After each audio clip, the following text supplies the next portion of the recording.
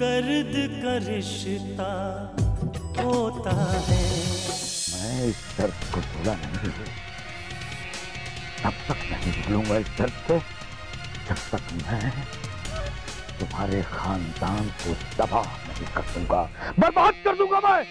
आज जिस कालरा ने हमारे बेटे को छीनने की कोशिश की है, क्या कल फिर से वो हमारे बेटे को छीनने की कोशिश नहीं करेगा?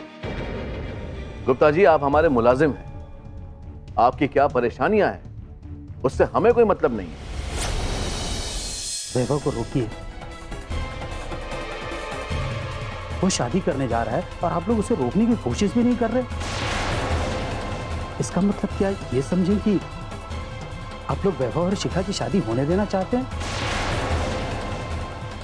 हम क्या चाहते हैं गुप्ता जी, ये बताना जरूरी नहीं है। कम से कम आपको ये बताना हम जरूरी भी नहीं समझते। सर, आप हमें बताना जरूरी नहीं समझते, कोई बात नहीं, लेकिन मैं ये बताना जरूरी समझता हूं कि सुरभि के साथ और अन्याय मत कीजिए। कहीं ऐसा ना हो कि उसकी आहें इस घर को लगे। वैसे भी आप लोगों ने बहुत से लोगों का दिल दुखाया है, अब उस मासूम बच्ची का दिल मत दुखाइए। हमारे घर के मामले में बोलने वाले आप होते कौन हैं? कौन है आप और आपकी हिम्मत कैसे हुई जुबान खोलने की? केदार जी, ये तो बाद में देखिएगा कि मैं कौन हूं और क्या हूं, लेकिन एक बात ध्यान रखिए, दुनिया का ये उसूल है कि जैसे ही कोई गलती करता है सारी दुनिया वाले उस पर उंगली उठाते हैं। वहां ये सवाल खड़ा नहीं होता कि ये उंगली उठाने वाले कौन हैं। मैं तो सिर्फ इतना बताना चाहता हूं कि जो हो रहा है वो गलत हो रहा है। उसे रोकने की कोशिश कीजिए, उस मासूम बच्ची का दिल मत दुखाइए। और रही बात मेरे रिश्ते की, तो अनजाने में ही सही मैंने उस बच्ची का कन्यादान किया था, और शायद ये बात इस दिल में घर कर चुकी है। मेरी अपनी बेटी ना सही, लेकिन अब वो मेरी बेटी बन चुकी है।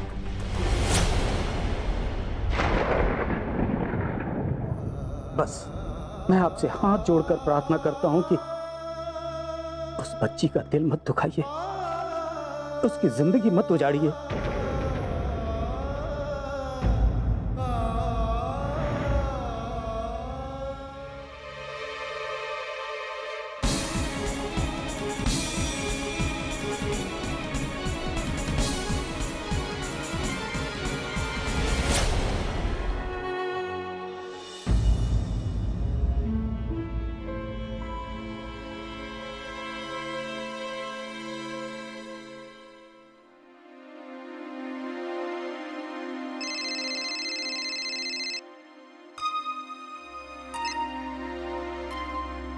नमस्ते बुआ, कैसी हैं आप?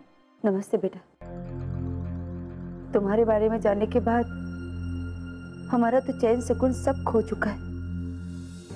सुरभि, तुम्हारे फूफा जी तो रात रात भर सो नहीं पाते। मैं जानती हूँ बुआ कि आप लोगों को मेरी बहुत फिक्र है। और घर में बाकी लोगों का तुम्हारे प्रति व्यवहार कैसा है? कैसा होगा बुआ, कभी कभी तो ये लोग मुझे पलकों पर बिठा कर रखते हैं और कभी तो आंखों में आंसू की तरह गिरा देते हैं। अब तो मुझे भी लगने लगा है कि मैं इस घर में सबकी नजरों से गिर के रह रही हूँ, और सिर्फ माँ जी ही हैं जो मेरा साथ दे रही हैं। बाकी घर के सारे लोगों को यही लगता है कि वैभव की जाने की वजह मैं ही हूँ।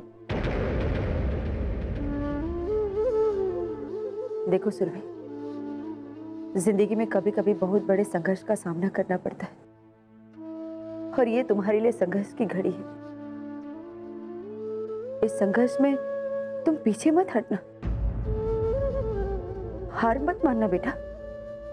बुआ, घर का माहौल तो पूरी तरह से बदल चुका है, और आप सोचकर भी यही लगता है कि वैभव इस घर का बेटा है, सब लोग उसकी खुशियों के बारे में ज्यादा सोचेंगे। वैभव घर भी आता है कि नहीं? नहीं, वो घर ही नहीं आते। और अब तो सुना है कि वो शिखा से शादी भी करने वाले हैं।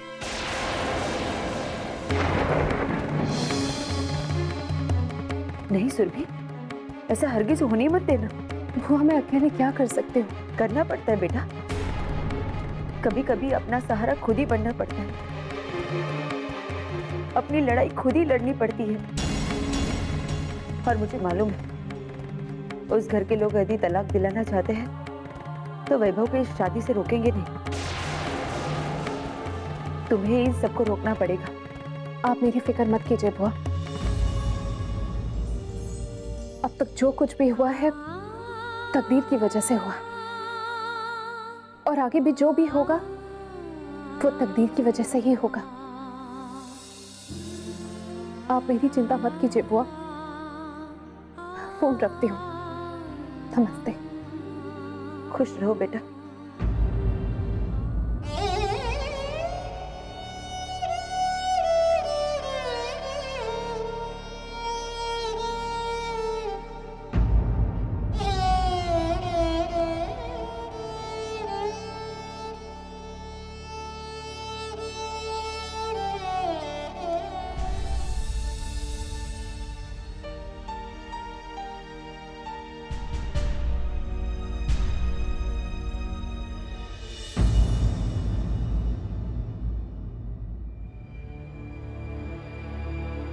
क्या वो बरखा, कुछ पता चला? दादी माँ कहाँ है? तुम्हारे भैया ने दादी माँ को कहाँ रखा है? नहीं चंदन, जब तक वो मेरे घर पे थी तब मुझे पता था, लेकिन अब भैया ने उन्हें कहाँ भेजा है मुझे पता नहीं चल पा रहा। बरखा प्लीज किसी भी तरह दादी माँ का पता लगाने की कोशिश कर। मैं तुम्हारा एहसान कभी नहीं भूलूंगा। पता लगाने की कोशिश करो कि तुम्हारे भैया ने दादी माँ को आखिर रखा कहाँ है। चंदन, मैंने पूछा उनसे लेकिन वो मुझे कुछ नहीं बता रहे। लेकिन भैया ने कहा है जहाँ भी दादी माँ है ना अच्छी है और उन्हें जल्दी ही वो आजाद भी कर देंगे। मैं जानता हूँ बरखा कि अब बाकेलाल भी दादी माँ को रखकर क्या करेगा, लेकिन जब तक तुम्हारे भैया दादी माँ को छोड़ेंगे तब तक बात बिगड़ चुकी होगी, सब कुछ बिखर चुका होगा। वो 20 एकड़ की जमीन बाकेलाल के नाम हो चुकी होगी। बरखा प्लीज प्लीज मेरी बात समझने की कोशिश करो। अगर तुम ये पता लगाने की कोशिश करोगी तो दादी माँ का पता लग सकता है, बात संभल सकती है। बरखा चंदन, मैं भी चाहती हूँ कि तुम उनसे मिलो और मैं पूरी कोशिश भी कर रही हूँ, पर मैं कैसे भूल जाऊँ कि वो मेरे भैया है, उनके अलावा मेरा और कोई भी नहीं है। मैं पूरी तरह उनके खिलाफ भी तो नहीं जा सकती। मेरे वही सब कुछ है और सिर्फ वही है मेरे पास जिन्हें मैं अपना भाई नहीं सब कुछ मानती हूँ। इसका मतलब ये कि तुम दादी माँ का पता लगाने की कोशिश नहीं करोगी? चंदन, मैं ये थोड़ी कह रही हूँ, मैं पता लगाऊंगी, कुछ वक्त तो लगेगा ना। और पर मैं तुम्हें इतना बता तो रही हूँ कि दादी माँ ठीक है। बरखा, जब तुम्हें ये पता ही नहीं है कि दादी माँ कहाँ है तो ये बात तुम दावे के साथ कैसे कह सकती? मेरे भैया ने मुझे बताया है और वो मुझसे कभी झूठ नहीं बोलते, इसलिए मुझसे भी उन्हें झूठ नहीं बोला जा रहा है।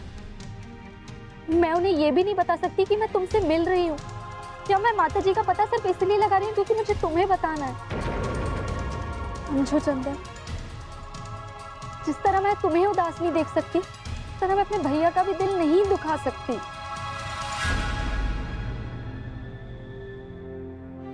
चंदन देखो, तुम परेशान मत हो, मैं जल्दी तुम्हें माता जी से मिलवाऊंगी। चलो कहीं बैठ के बात करते हैं।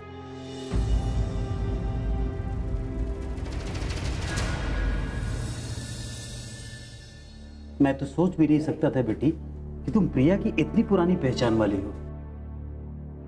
जी पापा, मेरी समझ में तो ये नहीं आ रहा कि वहाँ पीलीभीत में टॉप करने वाली लड़की आज यहाँ पे आके ये शादी के झमेले में कैसे फंस गई। शायद तकदीर को यही मंजूर था, वरना सोचा तो मैंने भी नहीं था। अच्छा हुआ सुरभि तुम यहाँ आ गई, मैं तुमसे कुछ बातें करना चाहता था।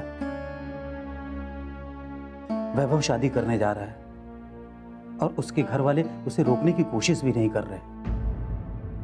मैंने इस बारे में केदारनाथ जी से बात की थी, लेकिन उनकी बातों से मुझे ऐसा लगा कि उन्हें तुम्हारी खुशी का बिल्कुल ख्याल नहीं है।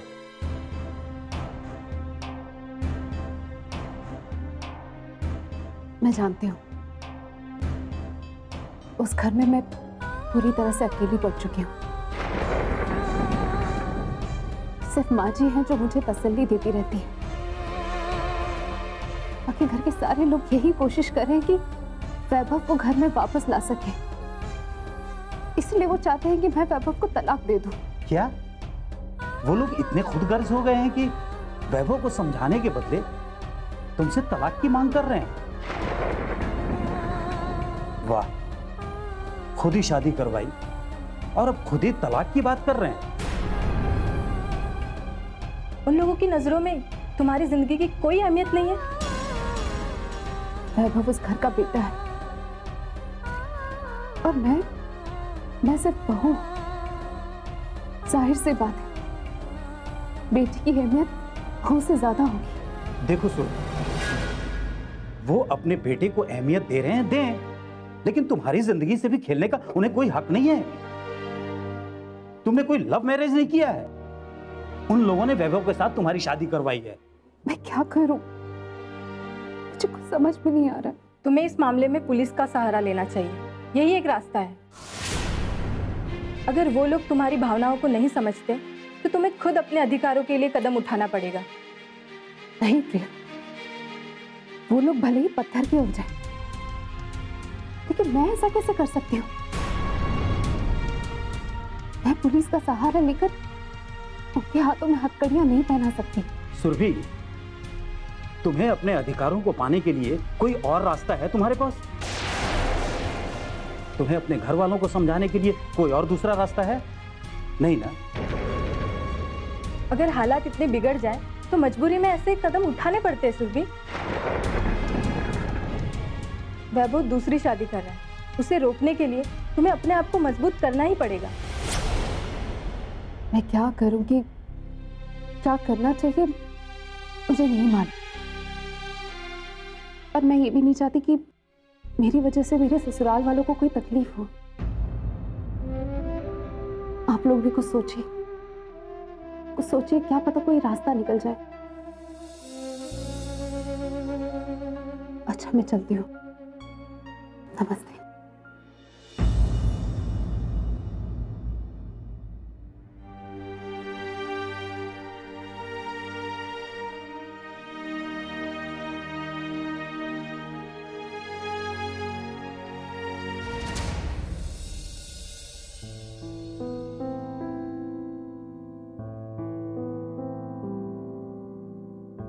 भाई साहब,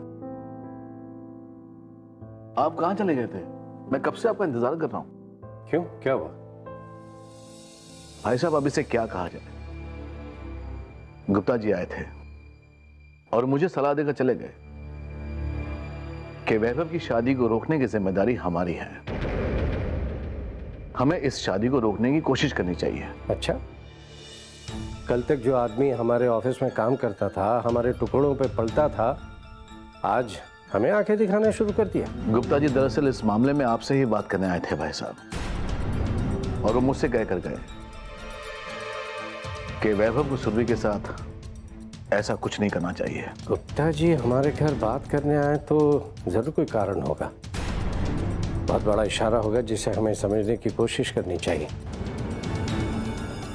गुप्ता जी दिलचस्पी दिखा रहे हैं, क्यों? भाई साहब, मुझे लगता है कि इस घर में हमारी मर्जी के खिलाफ बहुत कुछ हो रहा है। तुम बहुत परेशान लग रही हो, क्या बात है? वो कहीं ऐसी जगह से आ रही हो जिसके बारे में बताना तुम ठीक नहीं समझती हो? दर्द का रिश्ता होता है। भाई साहब, मुझे लगता है कि इस घर में हमारी मर्जी के खिलाफ बहुत कुछ हो रहा है। जब घर में इस तरह से विरोध शुरू हो जाए तो फिर बाहर वाले भी उंगली उठाने से नहीं चूकते। अब देखिए ना, सुरभि का भी कुछ पता नहीं। सुरभि का? क्यों, कहां गई वो? अब भाई साहब, घर में तो ये किसी को पता नहीं। अगर किसी को पता होगा तो वो है भाभी, क्योंकि भाभी ही सुरभि से सबसे ज्यादा करीब है। अब मैं क्या करूं केदार, समझ में नहीं आता। इस मामले को कैसे संभालूं, कोई रास्ता नजर नहीं आता मुझे। सही बात है भाई साहब, सारे रास्ते खो जाते हैं जब अपने ही अपनों के विरोध में खड़े हो जाते हैं। और भाई साहब, हमें बहुत समझदारी से काम लेना होगा, इत्मीनान से काम लेना होगा। मैं तो पूरी तरह से समझने की कोशिश कर रहा हूं और लोगों को समझाना भी चाहता हूं, लेकिन अगर कोई समझना ही नहीं चाहता तो फिर उन्हें दूसरे तरीके से समझाना होगा।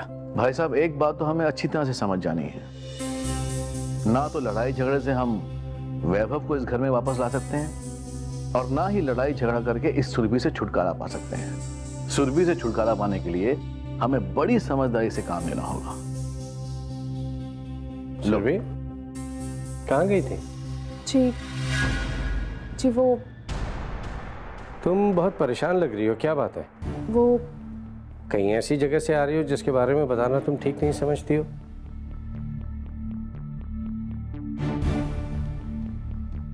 पापा जी, मैं प्रिया से मिलने गई थी। किस लिए? प्रिया ने मुझे मिलने के लिए बुलाया था। ठीक है, उसने तुम्हें मिलने के लिए बुलाया और तुम गई, लेकिन कुछ तो बात हुई होगी। क्या जरूरी बात थी? आप बिल्कुल ठीक कह रहे हैं भाई साहब, जरूर कोई ऐसी बात है जिसे ये बताना ठीक नहीं समझ रही। पापा जी, प्रिया मुझे पहले से जानती है और वो मेरी मदद करना चाहती है। वो भी इस बात से परेशान है कि वैभव दूसरी शादी करने वाले हैं और इसी सिलसिले में बात करने के लिए उसने मुझे मिलने के लिए बुलाया था। वो कह रही थी कि मैं अपने आप को अकेला ना समझूं।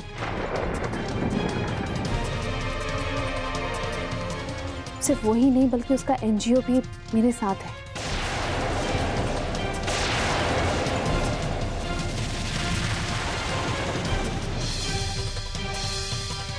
और वो हर तरीके से मेरी मदद करना चाहते हैं। ओह, तो इसीलिए तुम्हें प्रिया ने बुलाया था? जी, जो बात हुई वो मैंने आप लोगों को बता दिया है। आप लोगों को कुछ और पूछना है या मैं अंदर जाऊं?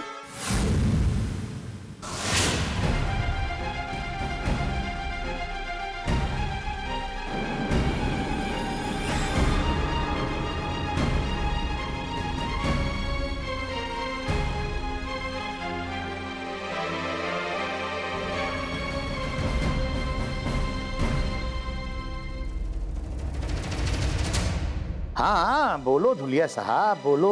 अरे भाई, ऐसे मौकों पर आवाज कटनी नहीं चाहिए। हाँ, अरे भाई, मैंने आपको इसलिए फोन किया था कि माताजी की तबीयत अब कैसी है। अरे भाई, बुढ़िया मरवर तो नहीं गई? नहीं ना? हाँ, मरना भी नहीं चाहिए 2-4 दिन। और मैंने ये बोलने के लिए भी फोन किया था, यहाँ तक कि अगर बुढ़िया मर भी रही है तो उसके लिए भले डॉक्टर मत लाना, लेकिन इस बात की किसी को खबर नहीं होनी चाहिए कि बुढ़िया मर गई या वो अब इस दुनिया में नहीं रही। लेकिन हाँ, बुढ़िया कैसी है उसकी खबर बीच बीच में मुझे देते रहना। अच्छा? हाँ, अपने हिसाब से। लेकिन बुढ़िया की खबर सुन के तुम मुस्कुरा क्यों नहीं हो? अरे उसके मरने से मुझे क्या खुशी होगी और क्यों होगी? वो जहाँ है वहाँ है। हमें तो इससे मतलब है कि हमारी जमीन हमारे नाम पर जल्द से जल्द हो जाए। हमारी जमीन? अरे वाह, कितना सच बोल रही हो तुम। अभी से वो जमीन हमारी नहीं है, लेकिन अभी भी तुम उसे अपना समझ रही हो अपने हिसाब से। तुम्हारे दिल का विश्वास ये बता रहा है कि वो जमीन अपनी नहीं, उनकी जमीन हमारे नाम होगी, होगी जरूर। अब तुम बिल्कुल चिंता मत करो नैना, वो जमीन हमारे नाम हो जाएगी। बस वो जमीन हमारे नाम हो जाए ना तो दिल को तसल्ली हो जाए।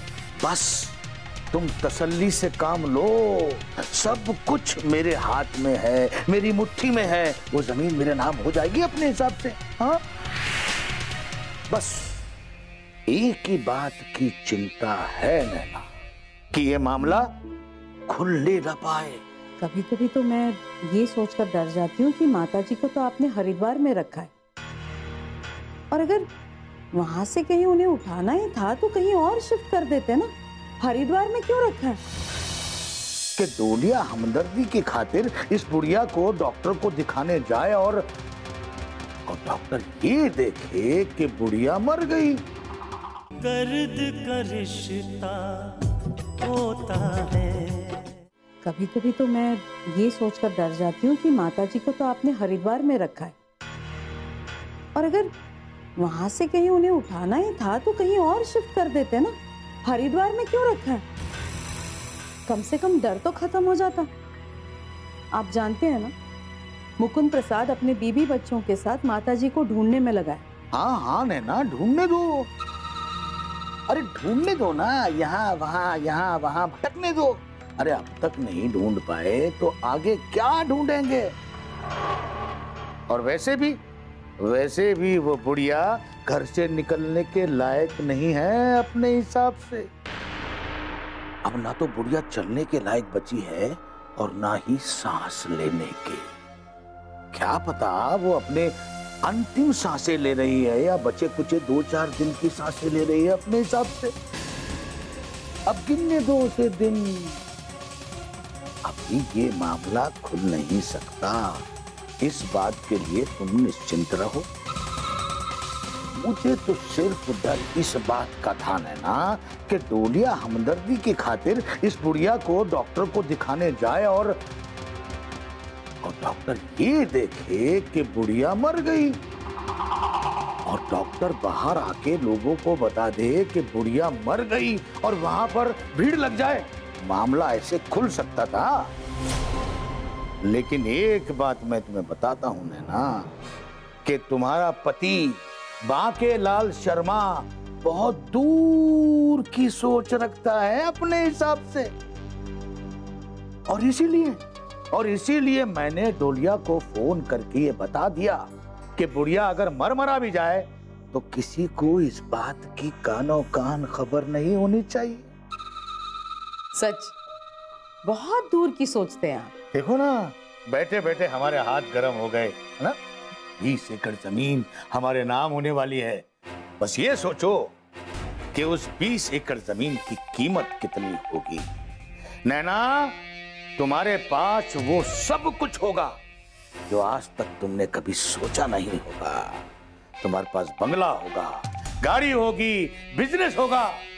बस ये समझो नैना कि अब हमारे अच्छे दिन आने वाले हैं। अपने हिसाब से।